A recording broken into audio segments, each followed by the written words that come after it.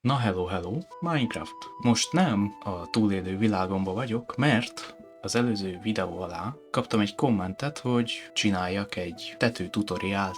Nagyon fontos, én se vagyok profi építész a játékba, szóval csak azt tudom átadni, amit én tudok, de remélem azért hasznos lesz. Hogyha téged nem érdekel ez a tutoriál, akkor itt van egy időpont, oda tekerhetsz a videóban, és folytathatod a túlélő sorozatot. Na de akkor kezdjünk is bele. Amilyen sorrendben én tanultam, úgy fogom bemutatni nagyjából. Szóval, kiraktam ilyen kis mintákat, de kezdjük ott, ahol mindenki kezdi, hogy csak szimplán ugyanabból a blokkból csak egy ilyen sima lépcsőtető. Tetőnek tető megvéd az esőtől, meg a szörnyektől, de eléggé snasz. Igazából úgy néz ki, mintha ez az egész csak egy ilyen tömör test lenne. Az első dolog, amit ezen csinálhatunk, hogy picit túlnyújtjuk a falsíkon a tetőt. Ez csak szimplán annyi, hogy fogod, ugye alapból így lenne, és csak így tovább építed. Ide teszel egy megfordított lépcsőt, és rá egy sima lépcső. Megfordított lépcső, sima lépcső. És ezt így végigpakolod. Itt a tetejénél én azt szoktam, hogy amikor ideérek a közepéhez, akkor egy ilyen így teszek le egy lépcsőt, hogy így van. Így befordítva. És akkor ad egy ilyen sima átmenetet. És ezzel már látszódik is, hogy el van különítve a tető, így most már fel lehet ismerni, hogy tényleg ezen van egy tető, úgy is néz ki, mint egy ház majdnem. De még mindig egy színű. És az unalmas. Itt bevezethetjük azt, hogy másféle fából csinálunk tetőt, vagy esetleg teljesen más blokkfajtából, de itt is a lényeg ugyanaz. Ugyanaz a fajta tető van itt, csak más színből. És látjuk is, hogy sokkal jobban elkülönül a tető a faltól, nem folyik egybe. Építésnél ez a legfontosabb szerintem, hogy ha érdekes épületet akarsz csinálni, akkor részeket el kell különíteni. Szerintem nem jó, hogyha nagyon egybefolynak dolgok, például a fal meg a tető. Érdemes elkülöníteni, más színből csinálni, és akkor érdekesebb lesz a dolog. Szintén, hogy egy picit érdekesebb legyen, lehet adni egy keretet a tetőnek. Én ezt nagyon sokszor így szoktam csinálni, sőt, kb. Csak így csinálom a tetőmet, hogy adok nekik egy keretet. Ez lehet sima kőtéglából, Stonebrickből, vagy esetleg amit még szoktam, amit a túlélőben is lehetett látni, hogy Deep Slate-ből van. Ezzel is teljesen jól működik, igazából ízlés kérdése, de itt is még csak ugyanaz, semmi extra, túl van nyújtva, más színű fa, mint a fal, és kapott egy keretet, és már ezzel sokkal elkülöníthetőbb, sokkal érdekesebb lett a tető. Na most a sorrendet picit itt elrontottam szerintem, úgyhogy ezt skippeljük most. Másik módja, hogy másfajta tetőt építesz. Ez lehet, hogy bonyolultnak tűnik ez a fajta tető. Ugyanez a fajta tető van a túlélős házamon is, csak más színből, ugye? De igazából semmi extra, tehát gyorsan megmutatom. Szóval a lényeg az, hogy ugyanúgy kihozod, túlnyúljon, fejjel lefele lépcső, sima lépcső, fejjel lefele, és aztán fogsz egy teljes blokkot, ráteszed, sima lépcső, fejjel lefele, teljes blokk, ráteszed, és amikor a tetejéhez érsz, akkor megint csak befordítod, és ízlés szerint vagy csak végig teszed szlebekkel, de amit még én szoktam, amit itt is lehet látni, kicsit díszesebb legyen, hogy itt a tetején, amikor összeér, akkor teszel egy lépcsőt így, befele fordulva, és erre teszel egy lépcsőt fejjel lefele. És akkor van ilyen kis csúcsdísz. Kicsit olyan vikinges beütése van. És már csak attól, hogy egy más formájú tetőd van, már is érdekesebbnek tűnik az épület. Lehet neki valami sztorit adni. Mondjuk én azt szoktam, hogy amikor építek, akkor megpróbálok biomhoz illő dolgokat csinálni. Ugye ilyen nagyon csúcsos tetőt olyan helyen szoktak, ahol hideg van és nagyobb esély van hóesésre. Azért ilyen meredek, hogy a hó ne tudjon rajta megállni. Tehát valóságból lehet nyugodtan kivonni dolgokat és beletenni a játékba, mert kicsit karakteresebb lesz az épületed. Kövinek amit még itt lehet látni, hogy még több karakterisztikus dolgokat adunk az épületnek, mint például egy kéményt. A kémény se nagy komoly, nehéz dolog. A legnehezebb dolog benne lehet a textúrázás, vagy az, hogy hogyan vezeted fel a tetőre, de igazából az se nagyon komoly. A textúrázás általában én úgy szoktam, hogy keresek nagyjából egyszínű blokkokat, amik logikusan összepasszolnak, de mégis változatosak. Tehát, hogy nem csak végigpakolom sima kőből, vagy sima andezitból, hanem keverem. Szóval végigpakoljuk, és amikor a tetejéhez érünk, akkor ez is nagyon egyszerű, hogy füstöljön is. Megmutatom, hogy én hogy szoktam ezt. Tehát leraksz a tetejére egy tábortüzet, és akkor az alsó síkjára így körbepakolod csapóajtókkal. Aztán azt felhajtogatod, és már is van egy működő kémény. Hogyha nagyon akarod, akár a beltérbe még meg is lehet építeni egy kemencét. Én szoktam olyat, de nem muszáj, hogyha nem megy. Így is működik. Ráfogod, hogy pincéből jön. Kövinek, amit még lehet, hogy megtöröd a tető síkját magát, és beépítesz mondjuk egy tetőablakot. Na most ez picit olyan tetőablak, nem úgy sikerült, ahogy akartam, de ez most ilyen. A lényeg az, hogy csak szimplán megtöröd a síkot, és már is érdekesebb lesz, mert nem csak egy sima egyenes felületet nézel, hanem van benne változatosság.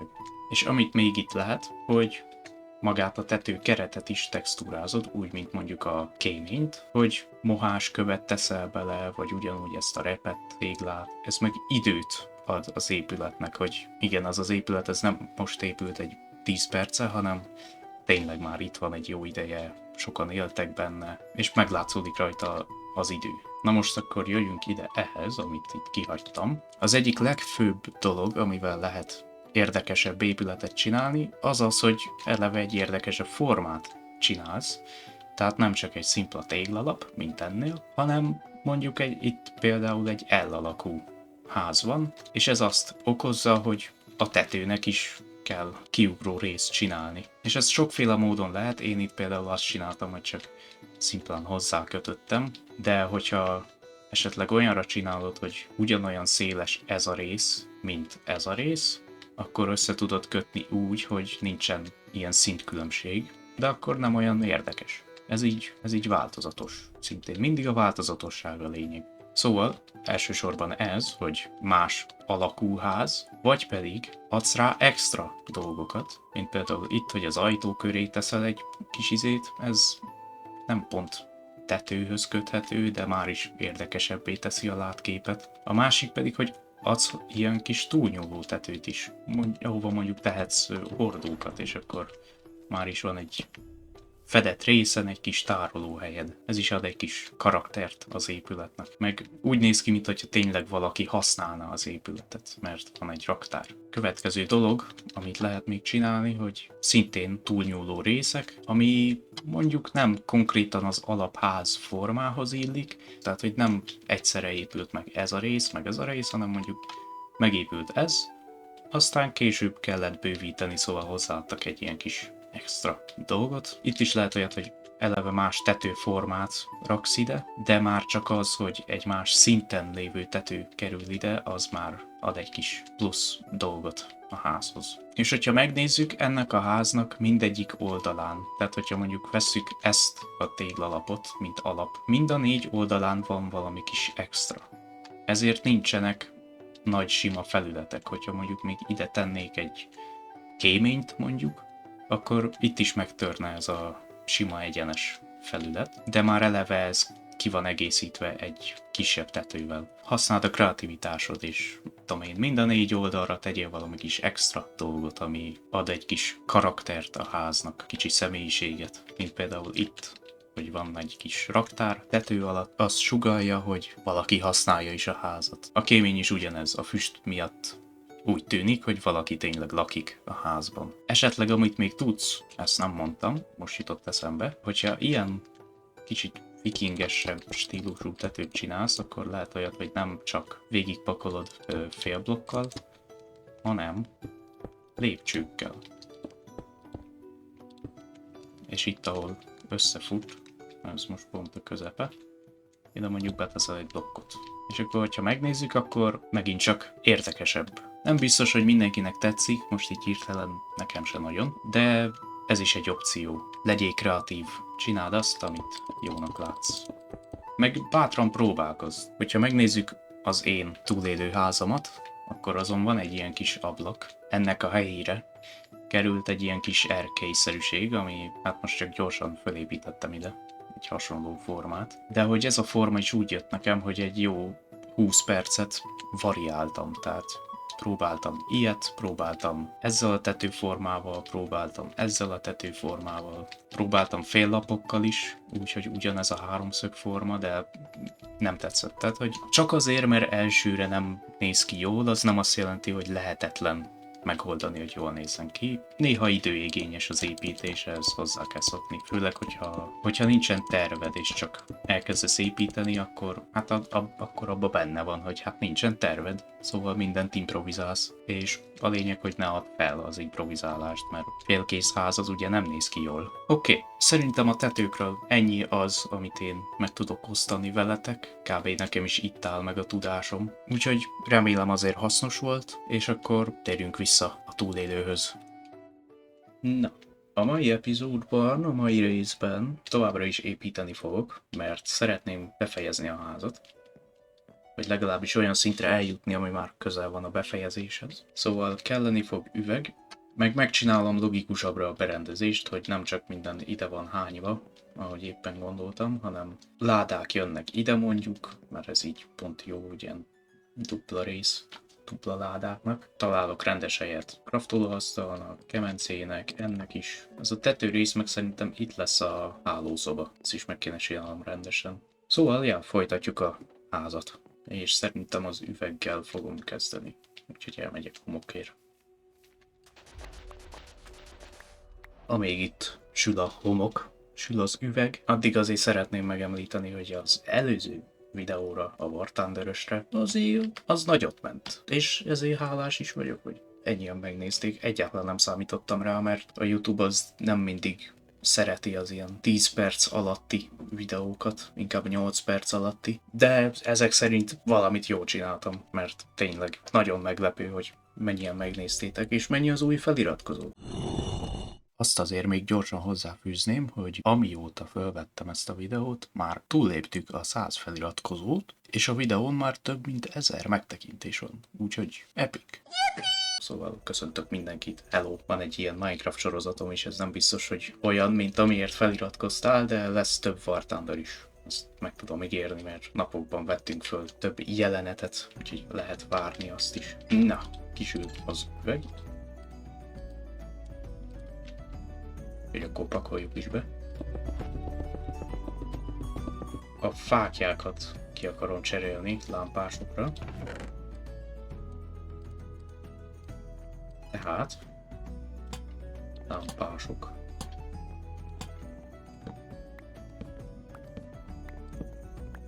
Na, akkor rendezzük el a dolgokat, meg szortírozni kell a cuccaimat. Ez így nem állapot, hogy minden csak le van hányva. Szóval kell sok láda.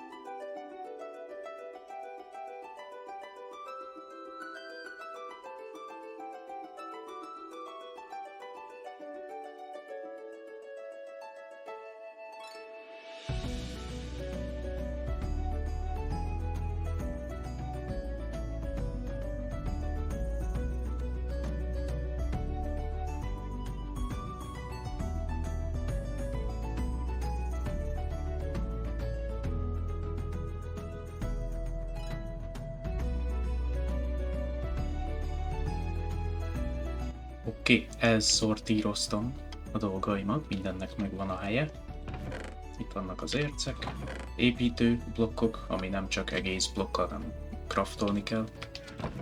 vannak a kőfélék, az azért van így megcsinálva, mert valószínű sok cobblestone fogok szedni, meg valószínű sok deep slate-et, ezek meg csak random extra dolgok. Itt a másik oldalon, itt vannak a fából craftolható dolgok, ami már nem mondható egész blokknak, meg fél blokknak sem, kivéve mondjuk a ajtót, meg mindegy, a logikát ne keresd, fából lehet craftolni, az a lényeg. Itt vannak a fafélék, nagyobb formában. Itt pedig a föld, ide megjöhetnek a extra shoulder, bomok, meg egyéb. Itt vannak a felszerelések, eszközök és egyéb hasonlók. Alatta a növények.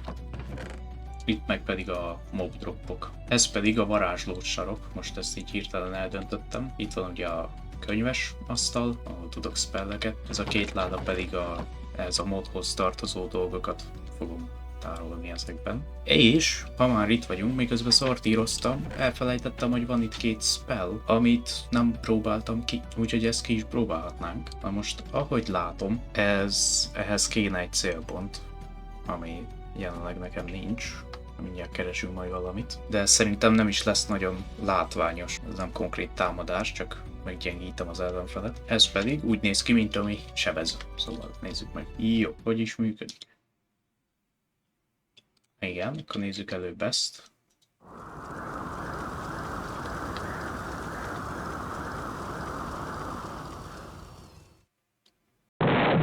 Az igen, ez leszítta az összes manámat. 10 mana, azt írja. Ja, mert gondolom másodpercenként 10 manát szed le, ugye?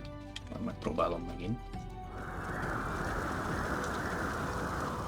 Igen, tehát ez másodpercenként 10 manát vesz le, és másodpercenként sebez 5,5-öt. Oké, nézzük meg ezt a Blightot. Ott egy Pillager, azon ki is próbálom.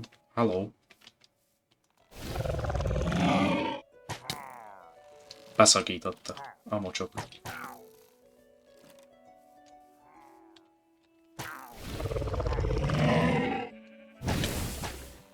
Oké, elvileg rátettem, és most akkor nem sebez akkorát. Ja, úgy tűnik kevesebbet sebez, bár nem tudom. Erre mit is csinál? Ja, egy picikét kevesebbet sebez, meg nem gyógyítható annyira. Jó van, érdekes. Ez multiplayerben jobb lenne. Azt tehát ki is szedem amúgy, meg a másik ilyen, van egy másik ilyen, ez is csak leveszi az ellenfelek páncélját, tehát ezt nem tudom mire használnám összességébe. Elvileg ki lehet szedni. Ja. Hopp, az a Wall of Fire volt, nem azt akartam. Ezt, meg ezt. És akkor átrendezem. Minden jöhet a Wall of Fire, ide meg a Cone of Cold. Szereztem egy ominózus Bránert, ez jöhet is ide. Nagyon jó. Ja, és még valami, hogy a crafting table-öket így betettem a padlóba, mert nem tudtam hova tegyem. Csináltam neki ilyen kis dizájnt, így gyorsan elérhető. Az ágyat meg föltettem ide, mert amúgy is ide fog kerülni, csak még ezt ki kell találnom, hogyan legyen a tetőtér. Szóval ennek itt muszáj így maradnia, sötét tölgyel, mert ugye ez látszódik kívülről. Viszont ezt, ha bár látszódik kívülről, de meg tudom változtatni, mert ez annyira nem nagy dolog talán. Ezt kicserélem, hogy egységesebb legyen.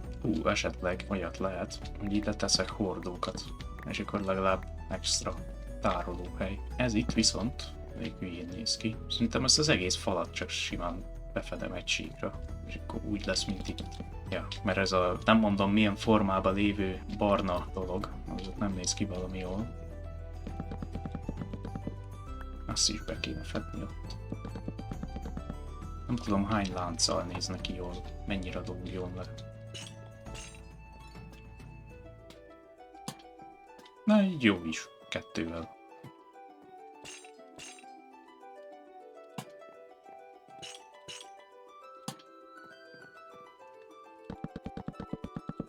Így. Lehet, hogy soha nem fogok benne tárolni semmit, de ott van, mint extra. Villager? Tárulsz? Hát ez... Ja.